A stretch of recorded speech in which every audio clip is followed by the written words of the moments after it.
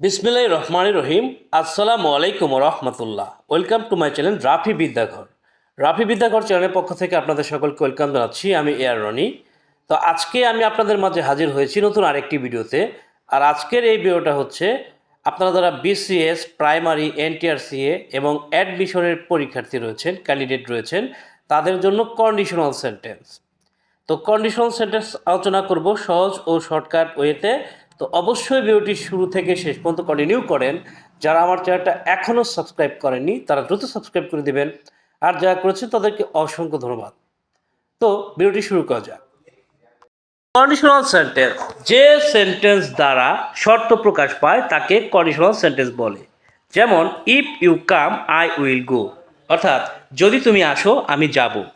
Unless you learn English you can not keep pace with the present world, যদি না তুমি ইংরেজি শেখো তুমি বর্তমান বিশ্বের সাথে তাল মিলিয়ে চলতে পারবে না। তো এখানে খেয়াল করে দেখেন যে if you come I will go, অর্থাৎ এখানে তোমার আশাটা আমার আমার যাওয়াটা তোমার আশার উপরে ডিপেন্ড করতেছে। অর্থাৎ ইফ ইউ কাম, অর্থাৎ যদি তুমি আসো, আই উইল গো মানে আমি যাব যদি তুমি আসো।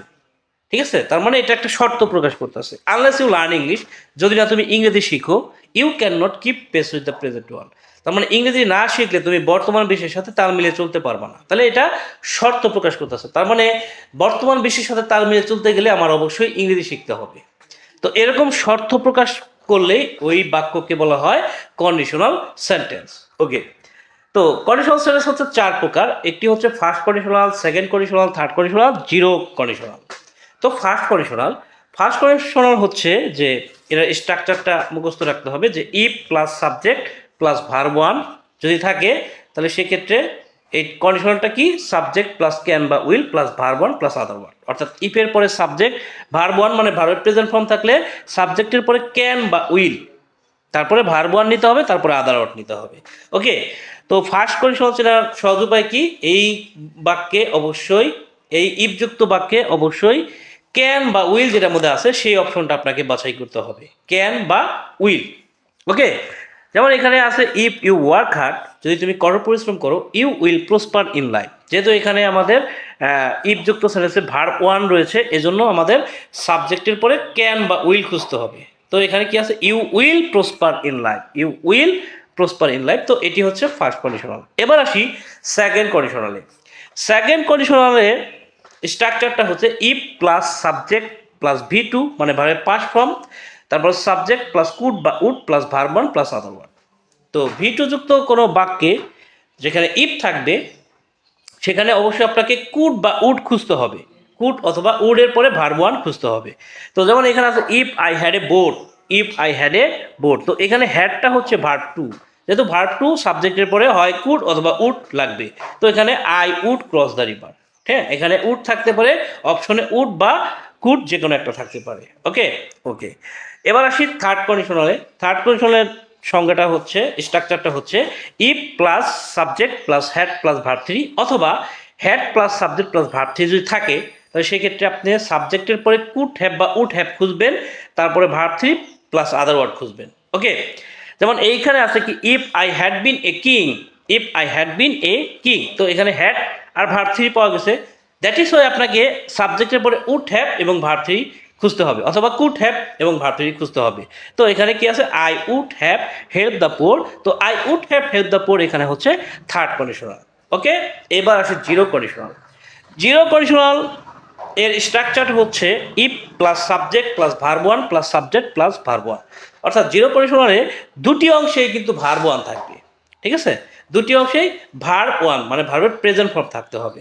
হ্যাঁ, যেমন এখানে আছে যে ইফ ওয়াটার ফ্রিজেস, হ্যাঁ যদি পানি জমে যায়, ইট টার্নস ইনটু আইস, তো এখানে ফ্রিজেস ভার্ব ওয়ান এবং টার্নসও কিন্তু ভার্ব ওয়ান।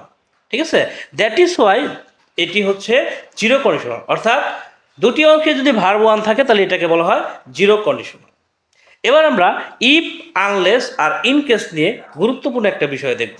ঠিক আছে, okay, if plus affirmative plus affirmative, if জাতীয় বাক্যে প্রথম অংশ অ্যাফার্মেটিভ হলে দ্বিতীয় অংশ অ্যাফার্মেটিভ হয়, আবার ইফ জাতীয় বাক্যে প্রথম অংশ নেগেটিভ হলে দ্বিতীয় অংশ নেগেটিভ হয়। অর্থাৎ ইফ প্লাস অ্যাফার্মেটিভ এবং ইফ প্লাস নেগেটিভ, মানে ইফ জাতীয় বাক্যে ইফ দিয়ে যত বাক্য আছে ওই সমস্ত বাক্যে দুইটা অ্যাফার্মেটিভ পাওয়া যাবে অথবা দুইটা নেগেটিভ পাওয়া যাবে। যেমন if you work hard you will prosper, যেমন if you work hard you will prosper, অর্থাৎ এখানে ইফের প্রথম অংশ দেখেন অ্যাফার্মেটিভ আর দ্বিতীয় অংশ কি আছে অ্যাফার্মেটিভ আছে।